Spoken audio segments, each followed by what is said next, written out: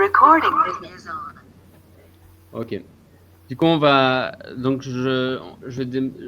démarrer ça. Ça va être différent des autres ateliers puisque jusqu'à présent, c'était plus du descendant, c'est-à-dire que j'amenais plein d'infos et puis après, c'est des trucs à faire.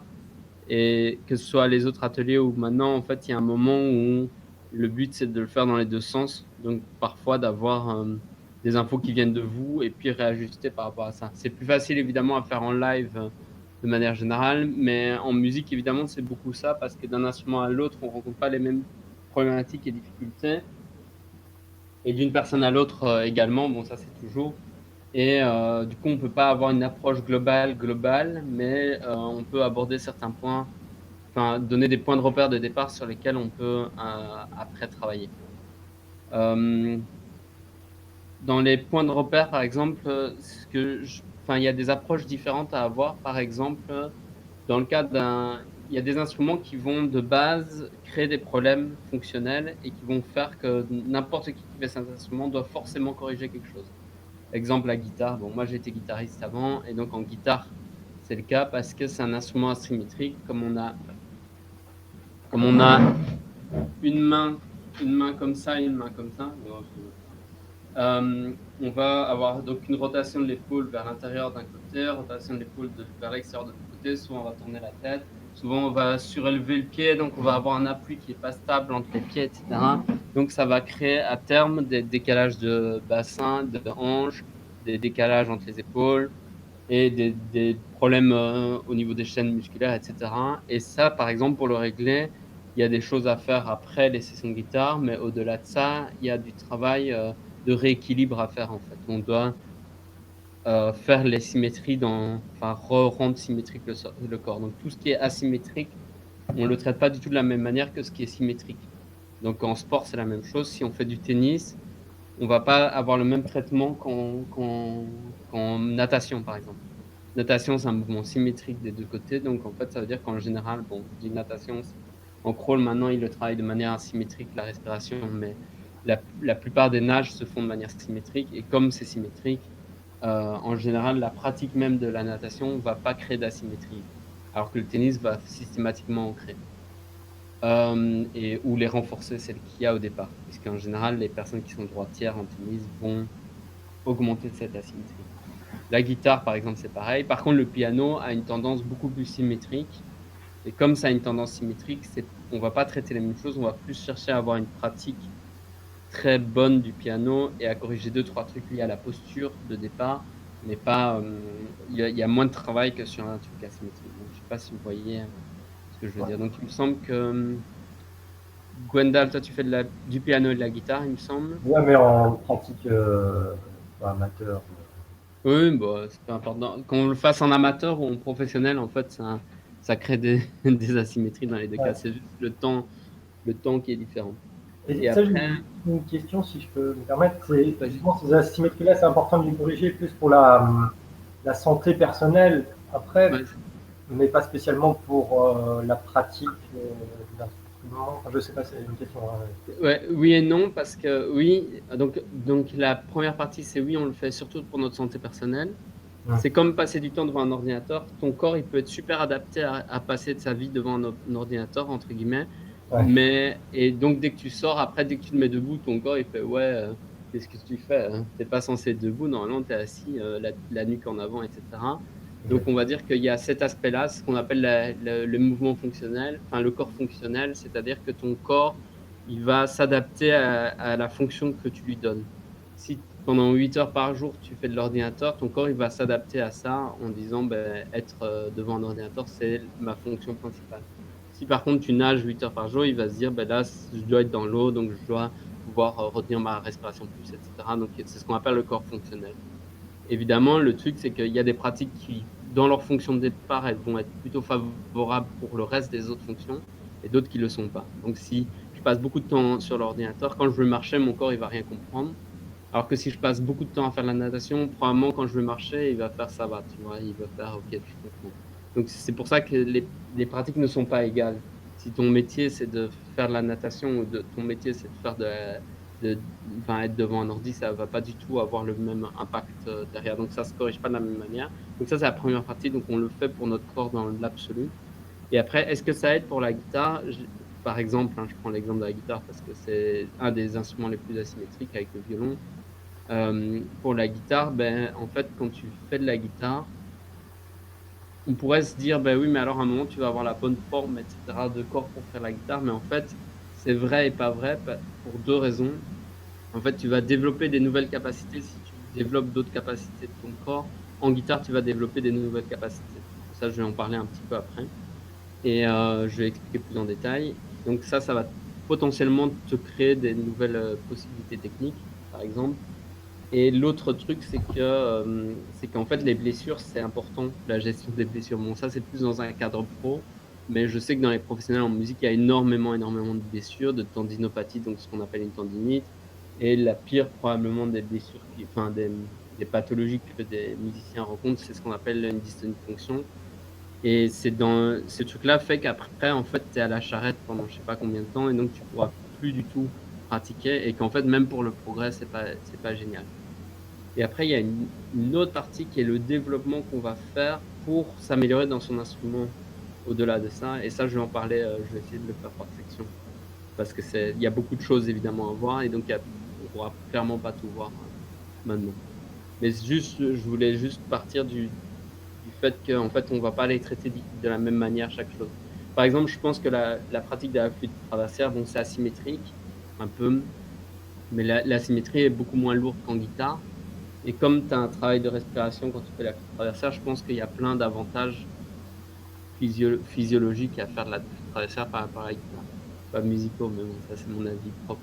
Et donc, en fait, selon les instruments, on ne va pas du tout les traiter de la même manière.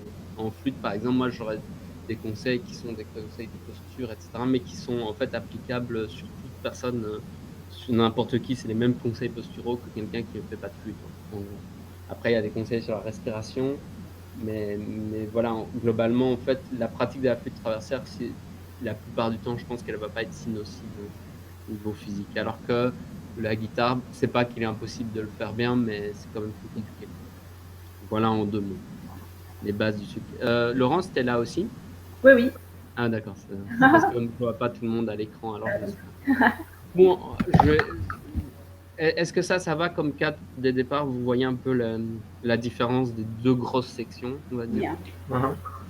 Après, je vais parler des problèmes spécifiques liés à la musique. J'en avais déjà un peu parlé la fois dernière avec Laurence et Aline. Tiens, Aline. Et du coup, il y a des problèmes spécifiques liés à la musique dont je parlais. L'un des problèmes, c'est qu'il n'y a pas d'oxygénation suffisante en général. Je l'explique en deux mots. Quand on fait du sport, en général, ce qui se passe, c'est que ton rythme cardiaque va s'accélérer, ça va faire entrer plus d'oxygène dans le corps, et ce qui va faire qu'en fait, cette accélération va faire que comme tu as plus d'oxygène, tes muscles seront mieux nourris. Ce que je disais, c'est que tu vas potentiellement finir avec ce qu'on appelle une dette énergétique, c'est-à-dire que tu as consommé plus d'énergie que tu en as fait rentrer, entre guillemets. C'est pas tout à fait ça, mais sinon ça ne tourne pas, mais dans l'idée c'est ça. Et donc tu finis avec une dette énergétique, et donc pendant plusieurs heures après avoir fait du sport, ton rythme cardiaque va rester élevé et va faire venir du sang, etc., etc. Et comme ce sang va arriver, il va aider en fait après dans ce qui par rapport à tes muscles, ben, ça va faire que en fait ça va dégager plus rapidement, ça va drainer tes tensions le plus rapidement possible. Puis tension, c'est pas du tout le bon mot, c'est le lactate, ça s'appelle, mais peu importe, en fait ça va drainer derrière, et c'est parce que tu as une respiration qui est modifiée. Ce que je disais, ce que j'ai observé moi en musique souvent, c'est que les gens ne respirent pas correctement souvent, probablement plus dans les instruments avant. Mais dans la plupart des instruments, ils ont des difficultés de respiration, et souvent même ils se mettent en apnée en jouant, et ce qui crée des gros problèmes en fait après coup, parce qu'ils ont des dettes énergétiques énormes à avoir, parce que en fait comme ils ont mal respiré, comme ils n'ont pas accéléré le rythme cardiaque, en fait ils sont pas dans le bon ils sont pas dans la bonne configuration pour préparer leurs muscles après coup. Donc, toutes les tensions accumulées pendant leur pratique, leur dette, elle est jamais payée souvent. Enfin, ou bien elle prend trop de temps à être payée. Pourquoi? Parce qu'ils n'ont pas d'accélération du rythme cardiaque. Personnellement, moi, ayant eu une pratique de sport avant de faire de la musique, j'avais déjà cette idée-là. Et donc, ce que je faisais, c'est que je faisais monter mon rythme cardiaque volontairement avant de faire de la musique pour justement pas être en dette énergétique. Et après coup, parfois, je faisais des pratiques qu'on utilise en sport qui sont des récup actives, on appelle ça, qui vont permettre en fait de réoxygéner le corps. Donc ça, c'est une partie du problème. J'expliquerai les solutions tout à l'heure, comment on peut travailler sur enfin, comment on peut donner des solutions. Une autre partie du problème dont je parlais la fois dernière aussi, c'est qu'il y a beaucoup au moment où on est en pratique, on va concentrer notre attention sur une chose. Et en fait, quand on concentre notre attention là-dessus, ça nourrit notre système nerveux vers une partie de notre corps en général. Et quand ça nourrit dans cette partie du corps, en fait, on va donner aussi, niveau sang, la distribution du sang n'est pas la même, en gros. C'est pour ça que, par exemple, des gens qui vont faire du sport, il y en a qui vont parfois devoir concentrer leur attention sur une partie, sur une contraction musculaire pendant qu'ils font un geste, pour corriger un geste, par exemple. Et comme ils concentrent leur attention là-dessus, ils l'activent nerveusement et il y a du sang qui afflue, il y a plus de sang qui va affluer dans cette zone. Ce qu'on voit avec la musique souvent, c'est que les gens sont orientés vers leur cerveau pendant leur pratique parce que ils sont sur les partitions, par exemple, en train de dire: «OK, à tel endroit, je dois mettre tel phrasé, il y a mon climax à tel endroit». Peu importe ce qui se pose comme question, mais ils vont orienter leur attention à 100 sur un truc mental, et ce qui fait qu'on oxygène plus le cerveau que le corps. Et que ça, pour moi, c'est aussi un truc c'est une donnée à avoir en tête et à résoudre selon moi. Enfin, de mon point de vue, ça doit se résoudre. Dans les autres difficultés qu'on a, c'est que souvent en musique, on a des mouvements extrêmement précis, spécifiques et souvent répétitifs. Bon, ça dépend de la manière de travailler, mais beaucoup de gens travaillent par la répétition en répétant plusieurs fois le même geste. Et en fait, d'un point de vue physique, c'est simplement que le geste ne tient pas, quoi. Enfin, qu'après un moment, après l'avoir répété, on épuise le système nerveux, le système musculaire. Et donc on le fatigue simplement juste parce qu'on a fait 50 000 répétitions de la même chose. La tendinopathie, c'est un symptôme d'une répétition très, très, très forte de la même chose. Et la dystonie de fonction, je ne sais pas s'il y a des gens qui connaissent si vous connaissez des gens qui ont déjà eu une dystonie de fonction ici. Non. Non, jamais entendu parler. Ok, bon, c'est le cauchemar des musiciens et des écrivaines, des personnes, mais maintenant moins, parce qu'avant, quand ils écrivaient au stylo, par exemple, on peut avoir ça, ou en BD, il y a des gens qui ont ça aussi, mais c'est surtout les musiciennes qui sont touchés par ça. Et la dystonie de fonction, c'est en gros ton système nerveux est aigri, quoi, sur une fonction. Donc, typiquement, il y a des gens parfois qui, du jour au lendemain, ils n'arrivent plus à utiliser un doigt ou des choses comme ça. Et ça, en fait, c'est l'excès de répétition qui crée ça. Et des répétitions souvent qui sont dans des mouvements extrêmement précis. J'en avais parlé la fois dernière un petit peu du trou moteur. Et de manière générale, un trou moteur, c'est quoi? C'est que si je fais ça, il est possible, si je le fais en mode tai chi, imagine que je fais du tai chi du doigt, il y a potentiellement un moment où je vais commencer à trembler. Vous pouvez essayer, vous mettez votre main sur une table, par exemple, et vous allez soulever très très lentement un doigt, et puis le redéposer le plus lentement possible. Il est possible que vous ayez deux trucs, un moment de tremblement, et un moment où vous accélérez simplement votre geste, comme si vous vouliez éviter un passage de votre geste. Est-ce que vous avez ça? Un petit peu. Ouais, et probablement que si vous le faites avec l'annulaire, par exemple, vous risquez d'avoir plus de difficultés de contrôle, ou avec le petit doigt, ça dépend des gens. Et c'est ce qu'on appelle un trou moteur ou une tétanie. Un trou moteur, il y a plusieurs trucs. Et en fait, c'est quoi? C'est que, en gros, je vous avais déjà montré avec les élastiques, je suis désolé pour tétanie, mais en gros, si on a deux élastiques qui tirent de chaque côté, il y a un moment où la distribution des élastiques elle n'est pas claire et ils n'arrivent pas à coordonner, à savoir quel élastique doit prendre le dessus. Sur la main, principalement, c'est extrêmement problématique parce que, par exemple, il y a tout plein de gestes du doigt. Hein. Si je fais ça, je contracte genre plein de muscles en même temps. Et d'ailleurs, c'est très dur à faire en second. Si je veux contracter une phalange seule, ça va me contracter des tas de muscles en même temps aussi. Et comme ça va devoir coordonner plusieurs muscles entre eux, mais un défaut de coordination va engendrer le fait que je répète encore plus. Je vais par exemple utiliser tout le temps mon muscle, un muscle en particulier, et du coup lui il va griller à force des répétitions. Donc ça c'est un gros problème aussi, et donc pour moi le meilleur moyen de le résoudre c'est surtout l'indépendance des doigts. Dans le sens où il y a des qualités différentes de la force qu'on peut développer. Par exemple, un grimpeur va avoir un peu de qualité d'indépendance, mais il va surtout avoir une qualité de force dans les doigts. Donc, quelqu'un qui fait de la grimpe va pouvoir, avec, par exemple, se tracter sur un seul doigt ou des choses comme ça qui sont hors d'accès pour des musiciens la plupart du temps. Mais à l'inverse, par contre, en termes d'indépendance des doigts, souvent les musiciens développent beaucoup plus d'indépendance. Mais s'ils ne développent pas bien cette indépendance, ils peuvent se retrouver à avoir, je vais donner l'exemple tout à l'heure, hein, au moment où je plie mon petit doigt, je dois faire une extension de l'annulaire en même temps. En même temps que je fais ça, je ne suis pas obligé de faire une extension. Si je ne fais pas, ils pourraient impacter parce qu'ils sont accrochés en même temps. Le problème, c'est que si dans ma pratique, je vais plier mon... C'est pas un geste qu'on a dans des instruments, mais on aura des gestes proches de ça. Si je dois à chaque fois plier mon petit doigt et à chaque fois faire une extension de mon annulaire, et si en plus j'ai du mal à faire mon extension, je peux griller mon extenseur de l'annulaire, entre guillemets. Je sais pas si vous captez, c'est pas tout à fait comme ça que ça se passe, mais dans l'idée, c'est quelque chose autour de ça. C'est qu'on utilise un muscle là où on ne devrait pas parce qu'on manque d'indépendance et de capacité de bonne coordination des muscles. Et donc, on grille un muscle en faisant ce qu'on appelle une tendinite, mais ce qui se dit techniquement une tendinopathie, c'est la même chose. On va griller le muscle comme ça, ou bien griller le système nerveux, ce qui est bien pire, avec une dystonie. Donc ça, souvent, il y a des qualités d'indépendance à travailler. Donc, c'est pas de la force, c'est surtout de l'indépendance. Serrer très très fort de la main comme ça, par exemple en guitare, ça sert à rien. Par contre, être capable de faire une extension de l'annulaire seul, ça va aider. Être capable de faire ce genre de geste, par exemple, ça va aider aussi. Des gestes des doigts qui sont réutilisés dans la technique derrière. Et du coup, pourquoi je parle de ça, c'est un peu la métaphore que je fais. Si quelqu'un fait du foot et que la personne ne court pas assez vite, à un moment, on va dire, OK, on va t'entraîner pour courir vite. Souvent en musique, quand quelqu'un manque de vitesse des doigts, on va se dire, bon, ben, fais plein d'exercices de vitesse des doigts, par exemple en guitare, on va faire, vas-y, fais des gammes, fais des gammes, fais des gammes. Le problème, c'est qu'en fait, on va griller plein de muscles comme ça et créer de la tendinopathie, alors qu'en fait, s'il travaille certains muscles, peut-être qu'il va gagner en vitesse, parce qu'en foot, si quelqu'un ne court pas vite, on va pas lui... Enfin, en général, on va l'entraîner à faire des gestes qui vont l'améliorer dans sa course.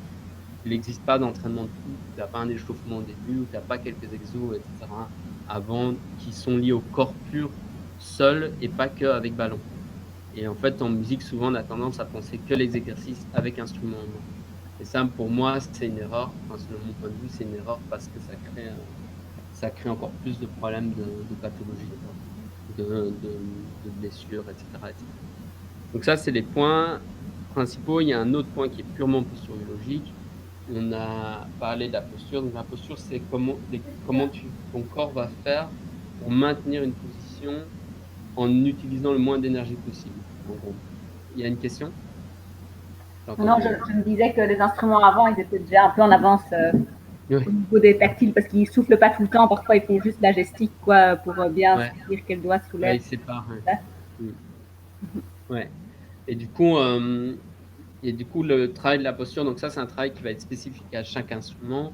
Et donc, en gros, basiquement, il faut trouver la position dans laquelle tu as le moins de contraintes énergétiques à la pratiquer.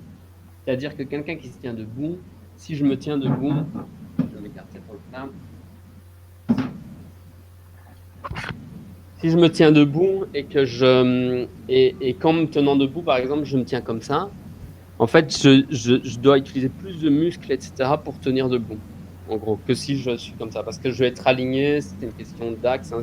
Imaginez qu'on mette plusieurs, plusieurs crayons les uns sur les autres et qu'on les articule.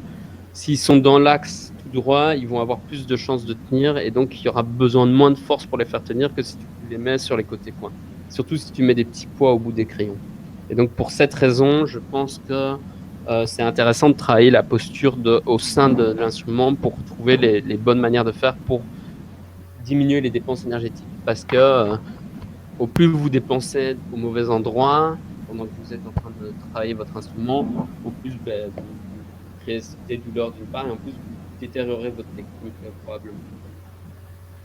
Et j'avais encore un point, et je l'ai zappé. Ah oui, et un point aussi, c'est que souvent, moi, de ce que j'ai observé, beaucoup de musiciens avaient une attention pour le corps qui était modérée. Et du coup, par exemple, toutes les techniques de posturologie qui consistent à faire de l'automassage, de l'étirement, du renforcement fonctionnel et toutes les techniques qu'on voit en posturologie, eh ben, c'est très peu présent, je trouve, dans le monde de la musique, et je pense que c'est une erreur aussi, selon moi, surtout que, enfin, quand même dans la musique professionnelle, il y a beaucoup de gens qui se blessent quand même. Enfin, ça arrive quand même souvent qu'il y ait quelqu'un qui dit « Ah, j'ai tout le temps mal au dos », etc. Et voilà, pour moi, ça vaut vraiment le coup d'investir là-dedans. Donc voilà en gros les points cruciaux. Et du coup, est-ce que vous, par rapport à ce que j'ai expliqué là, vous avez des questions déjà?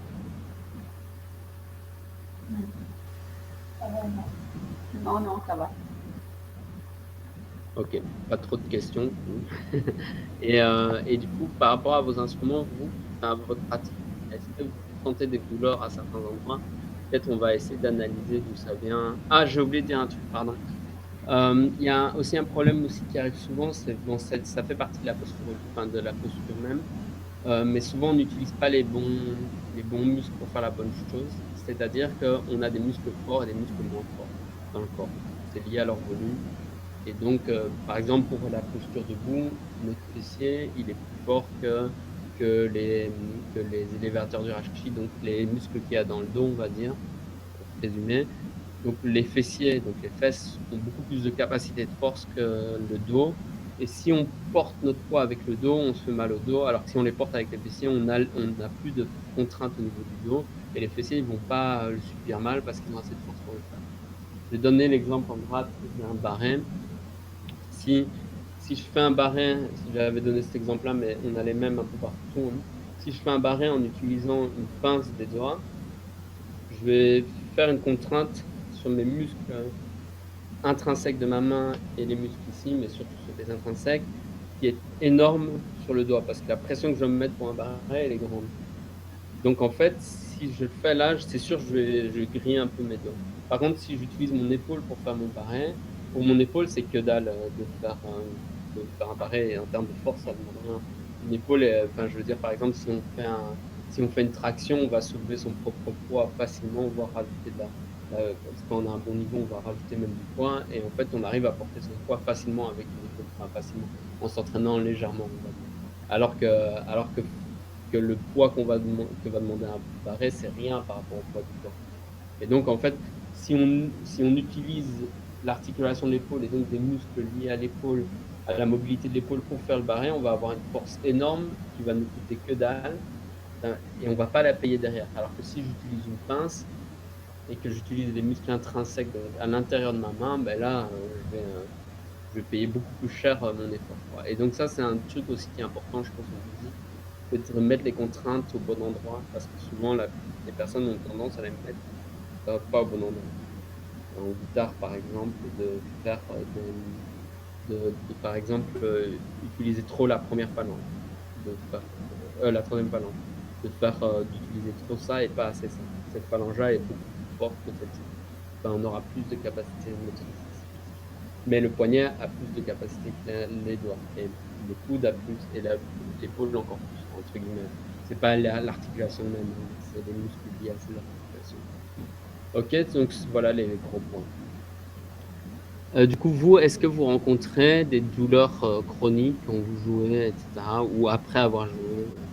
Ça, c'est la première chose qui est intéressante à poser. Moi, c'est souvent mes avant-bras quand je fais trop de piano. Pour le moment, je fais plus de piano. C'est Fanny qui dit ça? Ouais. Pardon, je vois pas bien alors. On a un peu à contre-jour. Donc, je disais que quand je fais du piano à haute dose pour moi, c'est-à-dire beaucoup, j'ai souvent mal à l'avant-bras droit. Mais ça va c'est justement de ma main, ça va de mes doigts, de là jusqu'à tout mon avant-bras, quoi. Ouais, et quand tu masses, tu le sens ici? Ouais, bah du coup je masse souvent, mais il y a des fois je sais vraiment plus bouger mes doigts correctement parce que ça me fait mal. Ok. Donc l'avant-bras. Et donc tu dirais que c'est une douleur musculaire ou au niveau des articulations et des os? Non, c'est Bon, musculaire. musculaire. Ouais. Ça va, c'est le plus facile à résoudre, c'est ça qui est bien. Ok. Il y a d'autres choses là qui vous viennent comme ça dans les difficultés que vous rencontrez? Parce que je vais cibler par rapport à vos difficultés personnelles. Moi, c'est pas une douleur, mais du coup, je sais pas si c'est pertinent d'en parler ici, mais toi, tu parlais pareils de la guitare. En fait, moi, j'ai une particularité, c'est que je suis un petit peu hyperlaxe des doigts, je sais pas si tu vois. Ouais, je vois. Et c'est assez gênant en fait pour la guitare. Tu vois, quand je tiens le manche, et ben, souvent mon pouce il se retrouve comme ça derrière, quoi. Au lieu de pour tenir le manche. Tu vois, Bon, c'est un détail technique, c'est parce que je suis guitariste que j'en parle. Normalement, c'est pas dans la posturologie. Hein. Ouais. Dans la posturologie, j'en parle vraiment pas. Normalement, il n'y a pas de pince du tout du pouce. Le pouce, on peut le décoller pendant qu'on joue. Et donc, en fait, ça ne devrait pas te poser de problème technique d'avoir le pouce, c'est pour le placer, on le met là pour placer notre force, pour bien sentir vers où on appuie. C'est un moyen c'est un point de repère plus qu'autre chose en fait. Parce que la force vient d'ailleurs. Mais ça, c'est dans la technique. Hein. Mais du coup, il faut probablement corriger ta technique plus que pour ça, hein, pour la pince du pouce. Donc, ce détail anatomique ne devrait pas te poser de problème en soi pour la graphe. Mais c'est probablement l'aspect technique qui est en jeu. Ok. Et tu as d'autres trucs qui te gênent parfois ou pas? Là, comme ça, je vois pas. Mais ouais, peut-être ça m'évoque comme. Ok, pas de soucis. Peut-être que je. Et Laurence? J'ai pas vraiment de douleur spécifique, mais par contre, j'ai pas une très grande ouverture de la main et du coup, de temps en temps, quand j'ai des morceaux avec vraiment des grandes ouvertures, ça cale vite ici et c'est vrai que je sais pas comment étirer la main d'une bonne façon. Okay. Donc voilà. Ok. Là, j'ai des problèmes liés à la main. Est-ce que Fanny, tu rencontres des problèmes de respiration ou pas spécialement? Non, en plus ça va. Tu peux enchaîner les œuvres sans souci. C'est vraiment le piano qui me pose plus de problèmes. D'accord. Et Laurence, en général, dans les instruments avant, souvent on travaille le souffle. Hein, donc, ça, c'est bien. Parce que j'en ai parlé en posturologie, la respiration, elle est centrale dans le fait d'avoir une bonne posture. Et puis même dans ce dont je parlais, la dette énergétique. C'est que ça oxygène, on a besoin d'oxygéner bien. Donc, je conseille à tout le monde, donc je le zappe du coup très vite pour dire ça vaut le coup de travailler sa respiration. Les moyens de le travailler, c'est moi ceux que je considère comme très efficaces. Pour moi, le plus efficace, c'est de faire de l'apnée parce que je pense que c'est là où ils ont été le plus loin dans le travail de la respiration, même si ça paraît contradictoire. mais en fait, c'est là où ils ont été, ils ont une maîtrise de ce qu'ils font avec le poumon, le diaphragme, etc., qui est incroyable. Et après, je pense qu'en chant, en yoga pranayama, donc c'est la partie respiratoire du yoga, il y a un travail déjà qui est très bien. Tai Chi aussi, dans d'autres, il y a des étapes qui sont très bonnes d'un point de vue respiratoire, et souvent on les fait aussi en instrument.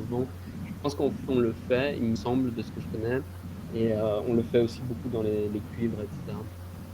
Voilà.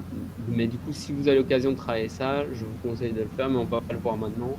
Donc, n'hésitez pas à vous intéresser à ça parce qu'en musique, vraiment, c'est un gros enjeu, je pense, la respiration. Et je pense que, par exemple, en violoncelle, ça se fait beaucoup que les gens phrasent. Bon, il y a même d'un point de vue musical, ça vaut le coup de phraser les mélodies comme si tu les chantais, quoi.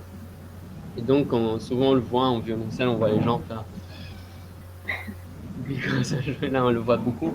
Et ce truc-là, moi, je pense que même musicalement, c'est très utile parce que ça donne ça va devenir un peu phrasé. Mais même d'un point de vue purement postural et musculaire, je pense que c'est un gros pouce parce qu'ils oxygènent mieux. Enfin, ils ventilent mieux, en fait, le violoncelliste souvent que dans d'autres instruments, par exemple. Enfin, dans d'autres instruments où la ventilation n'est pas nécessaire, strictement nécessaire au jeu. Et j'ai l'impression qu'en piano, moi, de ce que j'ai vu, j'ai pas l'impression que les gens ont un gros contrôle de leur ventilation, il me semble. Et de manière générale, les instruments polyphoniques, c'est plus difficile parce que justement, comme on a plusieurs voix, on a du mal à savoir sur quel pied danser en termes de ventilation, je pense. Je pense que ça joue en tout cas dans les phrasés. En même temps, en général, la mélodie, on la trouve, c'est le phrasé. Mais parfois, on ne fait pas ce travail-là de respirer en même temps, c'est de travailler la respiration. Donc voilà, ça c'est un petit truc que je conseille à tout le monde de travailler sa respiration de manière spécifique à côté, de faire des exos de respiration. Il y a des progressions, c'est comme il y a du B à bas, c'est comme en piano, main droite, main gauche, etc. Il y a la même chose en respiration. On avait commencé à activer le diaphragme dans les aspects les posturaux. Et voilà, après, en fait, en apnée, typiquement, c'est ce que je dis tout le temps, en apnée, quelqu'un qui commence l'apnée en 8 à 10 séances, il passe de à peu près 1 minute d'apnée à 4 minutes d'apnée. Ça veut dire que la progression, elle est très rapide en général. Et qu'en fait, on n'est tellement pas habitué à travailler les muscles respiratoires que la progression, elle est d'autant plus forte. Et d'ailleurs, donc voilà. Donc ça, je passe un peu ce point-là, mais n'hésitez pas à le faire. Et je conseille par ailleurs parfois de faire soit des randos ou des trucs comme ça après la pratique parce qu'il faut réoxygéner. Moi, ce que je faisais de la corde à sauter avant de commencer à jouer parce que ça me faisait oxygéner et je restais dans une oxygénation rapide pendant que je jouais. Donc après, moi, on m'a toujours fait pour ce genre de choses. Mais, ok, du coup, je vais peut-être parler des mains. Ce que je propose, c'est de regarder du coup dans les parties principales. Donc, je zappe la respiration, c'est-à-dire l'automassage, la prise de force au niveau des mains et d'indépendance dans le cas des instruments, et la souplesse des mains, donc l'élasticité des muscles liés à la main. Si ça vous paraît ok. Est-ce que ça vous intéresse de commencer par ça? Parce que j'ai l'impression que tout ce qui est venu, c'était lié aux mains. Ouais, parfait. Okay. Et après, là, on peut, si vous avez des problèmes posturologiques, bon, à mon avis, Laurence, toi, t'en as pas, il me semble, hein, j'imagine que non, dans mon souvenir en tout cas. J'imagine qu'avec ta pratique en piano, j'imagine que t'as pas de gros défauts techniques de posture. Je sais qu'en guitare, même les guitaristes pro, il y a beaucoup de défauts posturaux, donc peut-être qu'en guitare, je pourrais en parler un peu, et je peux donner surtout les bases techniques de comment on trouve une bonne posture. Mais avant ça, je vais parler un petit peu des mains. Donc, les mains, c'est un dawa pas possible. J'ai beau avoir une assez bonne connaissance de l'anatomie, j'oublie tout le temps la partie des mains tellement que c'est compliqué. Parce qu'il y a des os partout, il y a des articulations partout, il y a des muscles partout. Il y a 8 muscles sur un seul doigt, et en plus, il y a les tendons qui sont sur les mêmes... Enfin, ils vont avoir le même tendon, par exemple, entre ces deux doigts-là, sur le fléchisseur ici. Ben, quand je fléchis ici, ça prend l'annulaire avec, parce qu'en fait, c'est le même tendon, et vice-versa, quand je prends l'annulaire. Donc, c'est vraiment un bordel. C'est extrêmement complexe. Donc, je ne vais pas faire l'anatomie de la main. D'une part, parce que même moi, je joue plein de trucs, et qu'au final, ça ne sert pas tant que ça, mais je vais voir plus de manière fonctionnelle comment on les utilise, etc. D'un point de vue muscle, on a des muscles qui vont être à l'intérieur de la main, on appelle les intrinsèques, donc ils vont être ici. Il y a celui-là qui est très présent, il y a ceux ici. Puis après, ici, on va avoir des petites accroches musculaires aussi, et des fascias. Donc ça, toute cette partie-là, elle vaut le coup d'être massée, comme les avant-bras, parce que c'est là qu'on va avoir les muscles moteurs les plus importants.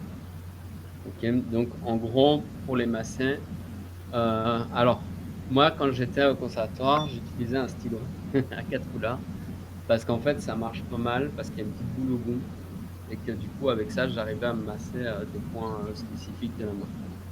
Ce qui est bien avec la main, c'est qu'on peut y accéder soi-même, contrairement aux autres massages. Par exemple, pour masser le dos, c'est plus compliqué d'accéder soi-même. Ce qui est bien avec la main, c'est qu'on peut le faire soi-même avec les doigts.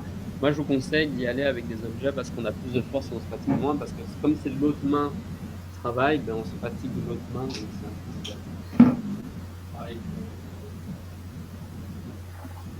Dans les outils, il faut savoir qu'il existe des outils d'automassage et il y en a qui sont pas mal pour la main. Souvent qui viennent de l'acupuncture. Là, par exemple, ça, c'est un truc qu'Internet est là, qui est vachement révolutionnaire, ça a révolutionné le vie. Moi, j'utilisais un stylo à la même époque. En fait, ça fait à peu près comme un stylo. On a une boule d'un côté qui va permettre de masser avec la boule. Et on a une pointe, mais pas assez ronde, qui va permettre d'aller chercher les tout petits muscles et de décontracter. Je vous conseille d'intégrer dans vos pratiques des moments d'automassage. En sport, par exemple, on va faire l'automassage avant la pratique pour activer bien nerveusement et que les muscles soient bien relâchés au moment de la pratique. On va le faire après pour mieux récupérer. Je vous conseille de faire pareil. J'explique en 2 mots. Quand on va faire un automassage, on va rendre vivant le système nerveux. Et quand le système nerveux est vivant, on va mieux utiliser nos muscles, on va être plus précis dans nos muscles une fois qu'on va les utiliser. C'est pour ça qu'on le fait avant. Et en plus, on les décontracte. Quand on les fait après, ça va me permettre de mieux irriguer derrière. Ça va drainer, ça va aider à drainer. Et en plus, je vais donner un exemple, ce qu'on appelle un nœud. C'est quand, je ne vais pas expliquer le mécanisme, mais quand on a un nœud sur un muscle, ce qui va se passer, c'est que la zone là va plus être desservie en termes de sang, etc. Et ce qui va faire que la tension va rester longtemps. Et quand tu décontractes le nœud, ça veut dire que tu prends quelque chose. J'avais montré les muscles des élastiques. Quand tu viens décoller un peu les élastiques, c'est comme si à ce moment-là, l'oxygène allait mieux passer, etc. Et que du coup, on allait mieux guérir nos muscles. Donc, je conseille après et avant pratique de faire un petit peu d'automassage.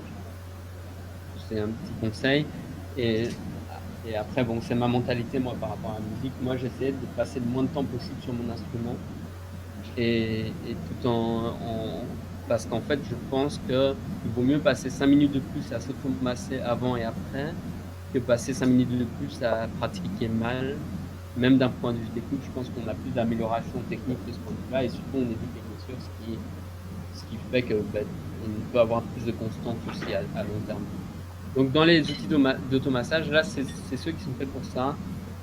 Ça, c'est Antoinette qui les a, mais ils sont super bien, je trouve. Donc c'est des outils qui viennent de la coupe-pressure. Moi, j'en ai, bon, ceux-là qui coûtent cher, hein, ça coûte très cher, bon, voilà, ceux-là qui coûtent cher. Bon, on va dire, en termes de production, ça doit leur coûter 2 balles, même pas, et ça coûte 15 balles à acheter.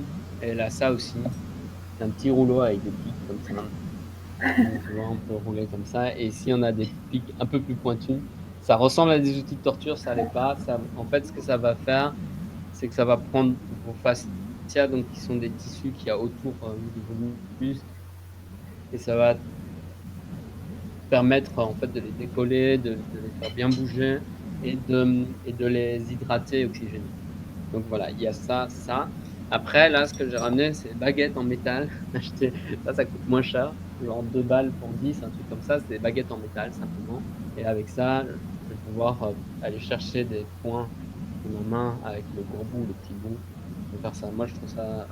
J'avais jamais essayé, j'y ai pensé en regardant des trucs d'application. Et après, moi, quand j'étais au conservatoire, j'utilisais un stylo. Probablement parce que l'automassage n'était pas du tout répandu à ce moment-là. Et j'utilisais la boule comme ça. En fait, on peut utiliser le stylo qui va faire la même chose que là. Si votre stylo il est mort, ce qui arrive en général au bleu des stylos à 4 couleurs, en fait, ça ressemble en soi et donc on va pouvoir aussi aller décontracter les zones. Donc, en général, la plupart des gens en guitare vont avoir des tensions à ce niveau-là. Et souvent, on a des petits nœuds ici, à ce niveau-là. On va avoir des petits à décontracter dans les interstices, vers les interstices, à côté de l'articulation. Je rappelle que les massages, on essaye d'éviter de toucher les os et les articulations. On les touche uniquement quand le muscle est par-dessus l'os. Mais le but n'est jamais de masser un os. Donc, je vous conseille de faire un petit peu de ça tous les jours, enfin pas tous les jours, au moment où vous pratiquez, de l'intégrer à votre échauffement, en gros, quoi. De penser les choses comme si vous aviez un échauffement et de faire un tout petit peu d'automassage, trouver des points clés, aller chercher les endroits qui sont tendus pour vous. Ça arrive souvent que ce soit ici, là, il y a l'os qui est ici, en fait, au bord, il y a un muscle souvent qui est tendu. On peut le faire sur les avant-bras, là on va peut-être moins utiliser la cuisse, mais plus un truc un peu plus massif. Et on va faire sur les avant-bras, on va pouvoir aller masser comme ça. On peut le faire avec la main aussi. Le seul problème quand on le fait à la main, c'est que souvent on fatigue nos doigts et donc du coup un peu un cercle vicieux. Et c'est pour ça qu'avoir un outil, ça fait que tu te moins, tu te fatigues un peu moins les doigts à l'avant. Donc ça c'est la partie automassage. C'est assez instinctif les principes, on touche pas les os, on touche pas les articulations, on vise le muscle, on essaye de décoller et on sent les endroits où il y a des tensions et les endroits où il y a des tensions, on doit chercher la limite de la douleur, le seuil de la douleur. Si on arrive à de la douleur, le corps va se défendre et se défendre en se resserrant et donc il va recréer de la tension. C'est les mêmes principes pour tous les automassages. Pour les personnes qui ont vu avec les automassages, c'est le même principe, sauf que là, c'est spécifique à la mouvement. Est-ce que ça va, cette partie-là, elle est plus ou moins compréhensible? Ouais. Ok. Donc je vous conseille de vous fournir des baguettes. On a vu que ça marchait avec des pinceaux aussi, le dos des pinceaux, avec un stylo, peu importe ce que vous trouvez. Et sinon, vous achetez des trucs d'acupression comme ça. Il y en a d'autres. Il y en a des moins chers que ceux-là. Ceux-là, c'est de très bonne qualité. Et ouais, il y a les mini. On a vu que les jacks marchaient bien. Ok. Pour les mini places. Et voilà. Donc ça va. Ouais, donc, par exemple, là, on a un jack. Un vrai jack, hein, pas un mini. Et ça marche super bien aussi. C'est très efficace. Ok, donc ça c'est les automassages. Je vais faire une petite partie qui va être consacrée à la mobilité des mains. Donc en gros, on a des mouvements de flexion des doigts qui peuvent passer à plusieurs articulations différentes. Celle-là est dure à contrôler. On va avoir des extensions des doigts, donc ça c'est l'inverse, c'est quand je vais relever. Et là pareil, on va avoir des mouvements différents. C'est très dur de contrôler la dernière phalange tout seul. On va avoir des mouvements latéraux, ouverture, fermeture. Et donc ça, c'est les mouvements principaux qui vont arriver en musique. Comme je disais, d'ailleurs, hein, comme je disais, la grosse difficulté n'est pas la force, l'absence de force. Ça sert à rien de serrer. J'ai vu des gens faire comme ça, serrer des trucs et tout, même en musique. Ça n'a aucun intérêt pour la musique. Ça a beaucoup d'intérêt si tu fais de l'escalade ou de la gym, mais pas du tout pour la musique. Parce que ce qui est important pour la musique, c'est vraiment l'indépendance des doigts. Donc, il y a une méthode que je conseille, je vais écrire le truc. Il y a un gars, un pianiste de jazz qui s'appelle Greg Irwin qui a fait une méthode à l'époque pour ses élèves en musique. C'était une méthode de musculation de la main. Et du coup, et en fait, cette méthode, en fait, c'est les musiciens, ils avaient la flemme de le faire. C'est des chirurgiens de la main qui se sont dit, ouais, on n'a pas de programme de rééducation.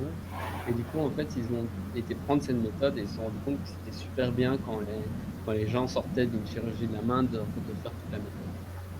La méthode s'appelle finger stretching. J'ai écrit le nom de Greg Irwin, donc c'est le créateur de cette méthode, dans le chat, et je vais vous montrer 2-3 exercices. Et si vous voulez avoir accès au truc complet, c'est relativement trouvable. Et il y a notamment des vidéos YouTube qu'il a fait, qui sont des vidéos très cheloues, où il a des gants rouges et blancs, ou rouges et noirs pour montrer les mouvements. Mais je vais vous montrer 2-3 trucs et 2-3 principes, pour bien les comprendre. Et moi-même rajouter 2-3 trucs. Donc dans les fléchisseurs, donc flexion, ce qu'il propose, c'est de partir comme ça, en position de prière, et de faire la flexion d'un doigt, par exemple, à gauche puis à droite, d'alterner. L'intérêt de faire ça, pourquoi c'est différent que de le faire comme ça, vous allez tout de suite le sentir, faites-le comme ça, vous enlevez la main et vous faites la flexion, que ce soit la première phalange ou la deuxième, vous allez sentir tout de suite, probablement que ça crée d'autres tensions dans la main que quand on le fait comme ça. Est-ce que vous le sentez? On va coller. Comment vous avez senti la différence en le faisant ici et ici? Ouais. Donc il y a plus de tension musculaire ici parce qu'on doit avoir, en même temps qu'on plie, on est obligé d'étendre les muscles. Tout à l'heure, je vous parlais de faire griller des nerfs ou des muscles. En fait, si on est tout le temps en train d'utiliser tous les muscles en même temps, ça les fatigue. C'est pour ça que quand on fait ça, on va pouvoir le faire.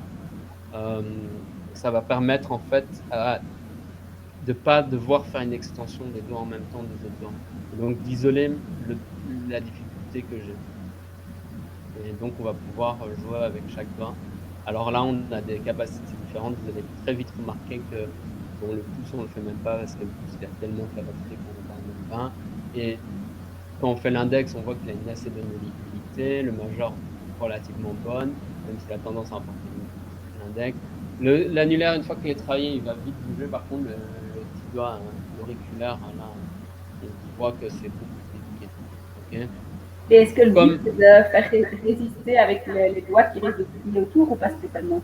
J'ai pas compris. T'as dit quoi? Est-ce qu'il faut résister avec les doigts qui ont envie de se plier sur le côté, enfin, Ben, le principe de le mettre en prière, c'est justement que ça diminue l'effort musculaire des autres doigts, Ouais, d'inverser des efforts antagonistes des autres doigts. Donc de faire le mouvement inversé des ouais. autres doigts. Que ça le fait un petit Donc, peu, mais bon. donc le but, c'est pas de les tendre, c'est justement que cette position permette d'isoler une difficulté. Ce que Ouais, je ouais. conseille, donc, c'est de vérifier si vous sentez que vous avez des difficultés quelque part, ben forcément, ce sera un endroit qu'il faudra travailler plus.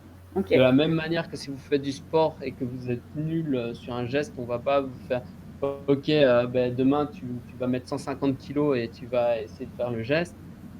On va faire une progression pour pas se péter quelque chose.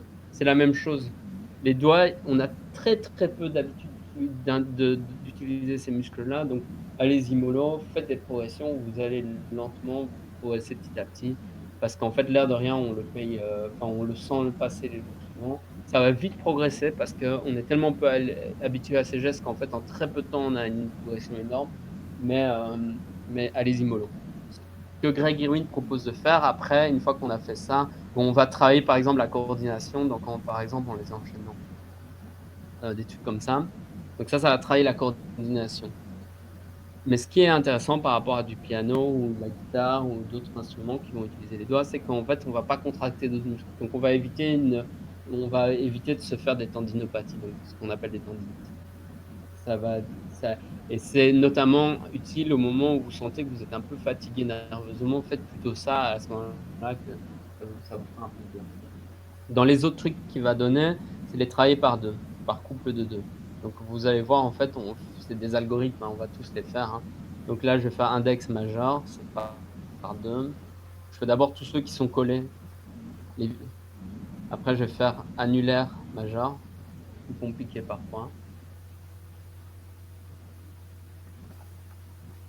Et après, je vais faire auriculaire, annulaire. Enfin, annulaire, auriculaire. Par deux. Ça, c'est ceux qui sont adjacents. Après, je vais faire index et annulaire. Je fais des fucks. Et après, je vais faire majeur et auriculaire. Donc, vous voyez. Et j'entendais rire, c'est parce que j'aimerais bien avoir vos doigts pour voir.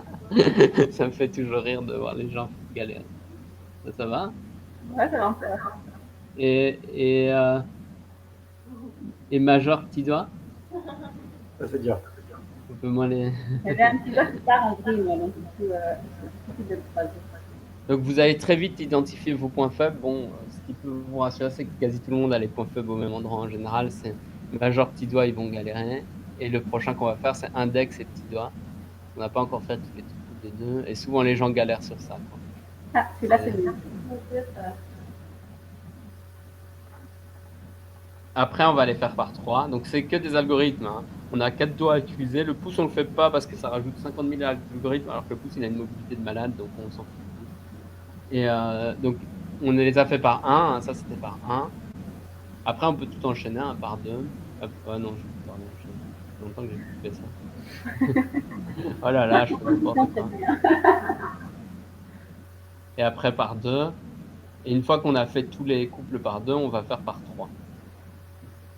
Donc là, je vais laisser mon petit doigt et je vais utiliser les 3 autres, ce qui est normalement relativement réaliste. Pas trop dur. C'est là que ça se complique, on va laisser l'annulaire et on va utiliser les 3 autres. Et après, on va faire avec le majeur et l'index. Bon, normalement, le plus dur, c'est quand on a l'annulaire seul, hein, évidemment.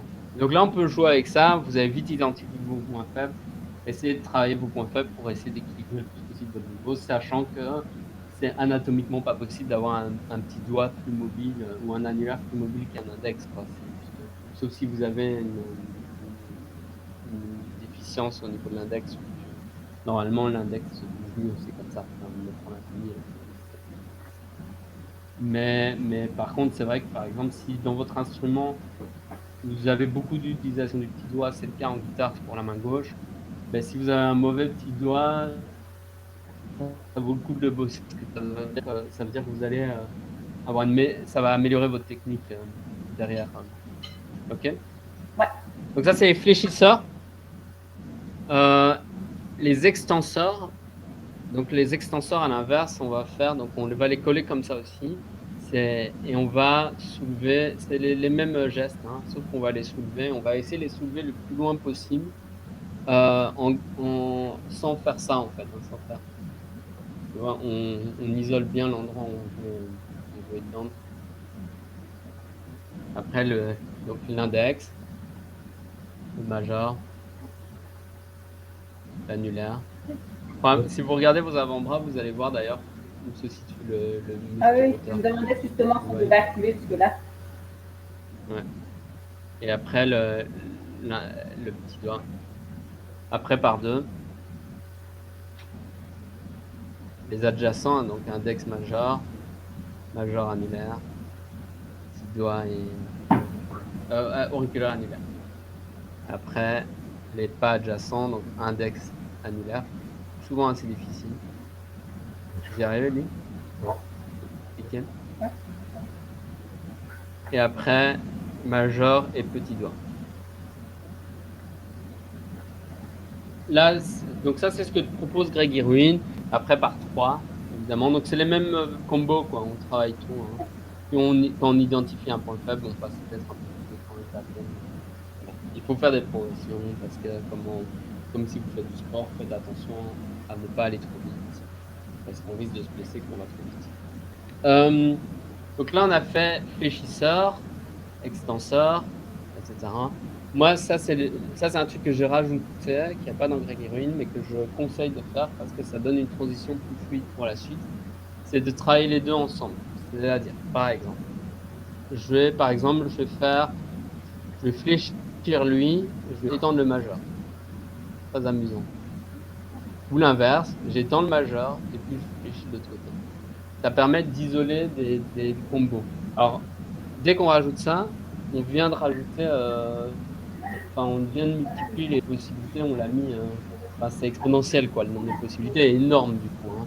Donc on ne pourra pas tout faire et c'est pas grave, je pense, mais ce qui est intéressant, c'est de commencer à essayer de faire des variations comme ça parce que ça va donner des mobilités que vous n'aviez pas avant. Moi, je sais que en faisant ça, j'ai une mobilité qui est plus élevée que la moyenne au niveau des doigts, alors que maintenant, je fais même plus de musique.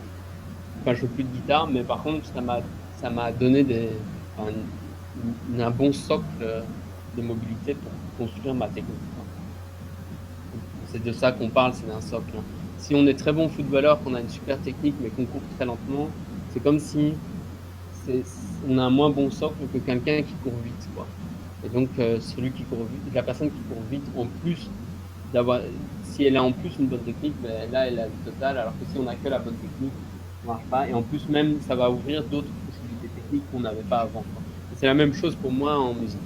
Donc, fléchisseur, extenseur. Donc, après, on peut s'amuser à combiner. Par exemple, moi, je sais que j'avais du mal à faire l'extension de l'annulaire. Je sais que quand je faisais ça, j'avais du mal à faire l'extension de l'annulaire. De faire une extension de l'annulaire en gardant les 3 autres doigts appropriés, sans les caler. Donc, comme j'avais du mal, je vais travailler les extenseurs comme ça. Je vais travailler les combos qui impliquent l'annulaire dans mes extensions. Par 2, par 3, etc. Mais un truc que j'ai fait après, c'est que je me suis dit, ok, je vais plier un doigt, faire mon extension de l'annulaire.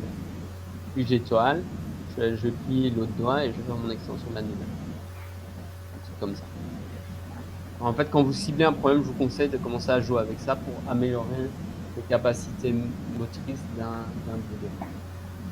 Ça va les mains? Ouais. Ça fait mal. Hein. Ok. Après, il y a tout ce qui est latéral. Les latérales, donc dans ce que propose Greg Irwin, c'est de faire ça, doigt par doigt, d'abord ça. Après, entre les doigts. Et après, ou avant, vous voulez, les deux doigts en même temps, l'index et le petit doigt.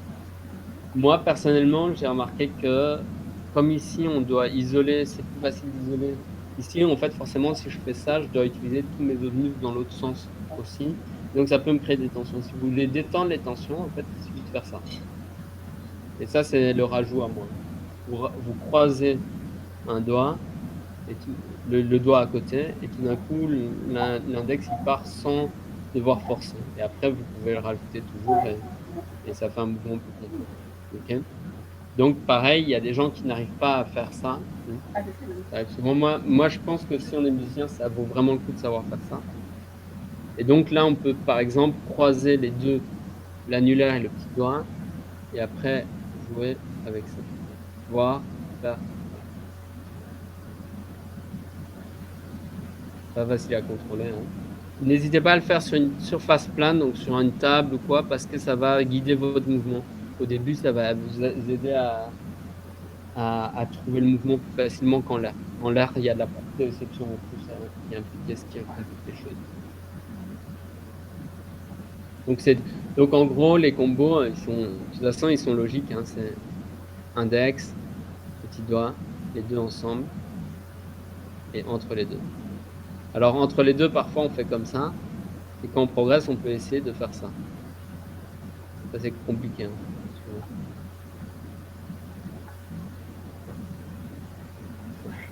voilà. Donc ça vous donne du taf quand vous êtes dans le train, ou quand vous regardez un cours chiant. Moi c'est comme ça que j'ai envie d'apprendre. Et du coup voilà. N'hésitez pas, hein, on vient de faire du sport des mains, automassage. Du coup, n'hésitez pas enfin, pensez bien que c'est déjà un effort important. Si vous voulez aller plus loin, si tout ce qu'on a fait là n'est pas si compliqué que ça pour vous, en fait, quand on va aller plus loin, on va jouer, bon, déjà sur les latéraux, on va jouer sur la coordination, par exemple, on va faire des trucs comme ça, ou des trucs comme ça.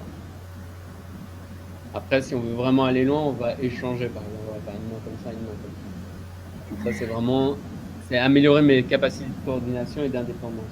Très utile pour la musique. Si on veut aller plus loin, par exemple, à la place de faire les flexions comme ça, on va jouer les fléchisseurs comme ça. Première ou deuxième phalange. Vous allez choisir. Là, on va faire le deuxième. Vous allez voir que là aussi, il y a des combos à faire. Là, il est, même pour moi qui ai perdu l'habitude, là, je me sens passer. Donc, on va les faire un à un. Vous allez vite sentir l'effort, donc ne forcez pas comme des malades maintenant. Si pour l'instant, vous sentez que l'effort est tendu, continuez à travailler d'abord les bases qu'on a pu avoir. Après, on va pouvoir faire les mêmes combos par deux. Deux adjacents, puis deux pas adjacents. Ok. Hop. Hop. Tac. Tac. Et les yeux. Et j'ai oublié quoi. Non? Donc, vous pouvez travailler comme ça. À l'inverse, on peut partir main fermée, sans accrocher, donc comme ça. On va ouvrir un doigt, deux, voilà, et faire les mêmes combos. Donc ça, c'est des combos un peu plus avancés. On va travailler les fléchisseurs et extenseurs, mais en devant compenser par soi-même, faire les mouvements antagonistes soi-même, donc faire les mouvements inversés pour pas que le doigt se relève avec. C'est beaucoup plus fatigant, donc encore une fois, c'est pas à faire trop, surtout au début. Parce que vous avez, même avec ce qu'on a fait là, c'est possible que demain vous commencez à sentir oh, j'étais à fait hier. Donc ça, c'est les extensions. Après, quand on continue à combiner, on va pouvoir combiner un latéral avec une flexion, par exemple. Par exemple, ça. Je ne sais pas, il y a ça, des trucs comme ça. Il y a plein de trucs. Ça, dans Greg Erwin, vous retrouverez tous les gestes existants si jamais vous... Après, c'est logique, en fait, on peut les retrouver si on prend le temps de dire, tiens, qu'est-ce qui est possible. Hop, vous faites tous les combis, vous finirez par toutes les trucs. Il y a plein de trucs qui peuvent être là, genre ça, des trucs comme ça. Enfin, il y a des tas de possibilités. En fait, ça va améliorer toutes vos capacités de coordination. Donc, j'en ai parlé, c'est un petit peu, mais on en parle beaucoup. On en parlera ce lundi. Mais la force, en fait, c'est beaucoup plus une question de système nerveux et de coordination qu'une question de muscle. Souvent, les gens croient que c'est le volume musculaire qui fait la force. Le volume musculaire, ça donne un potentiel à la force, mais souvent, on est tellement loin de notre potentiel maximum qu'en fait, c'est surtout de la coordination et du système nerveux. Et les doigts, par exemple, c'est typiquement ça. Votre coordination, elle va s'améliorer hyper vite, mais c'est vraiment la coordination des muscles qui est compliquée quand vous jouez un instrument. Et le fait de mieux coordonner comme ça, quand vous allez retrouver ce geste-là à la guitare au piano, en fait, vous allez votre corps saura quoi faire et saura comment économiser de l'énergie pour le faire. Donc ça va vous éviter des coûts énergétiques inutiles, quoi. Et d'utiliser un muscle qui n'a rien à voir dans le processus. Si vous savez faire ça correctement, vous avez identifié, votre corps a identifié tous les muscles qu'il avait besoin pour le faire. Et donc si dans votre instrument vous deviez faire un geste similaire, il va être beaucoup plus économe à ce moment-là. C'est pour ça que pour moi, ça vaut le coup de le travailler à part. Quand vous êtes sur l'instrument, vous êtes concerné par trop d'aspects en même temps pour réussir à isoler la difficulté que vous rencontrez. Ça va cette partie, la muscu des doigts? Ouais, hein, parfait. Ok. Alors, évidemment, j'ai pas tout fait. Je vous renvoie vers Ireg et Win si vous avez envie d'aller jusqu'au bout. À la fin, il y a des trucs genre comme ça. Il y a beaucoup d'exercices comme ça qui sont assez proches. Par plein d'exemples comme ça.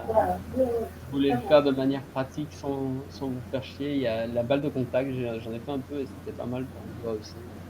Il y a des trucs comme ça qui sont pas mal. Ouais. Ouais. Et donc voilà, c'est le petit conseil. Donc ça c'est pour la partie force, etc. La partie étirement, bon ça c'est un peu dommage. Avant il y avait un site qui s'appelait Finger Yoga et qui existait hélas, et qui était très bien. Donc je vais essayer de vous montrer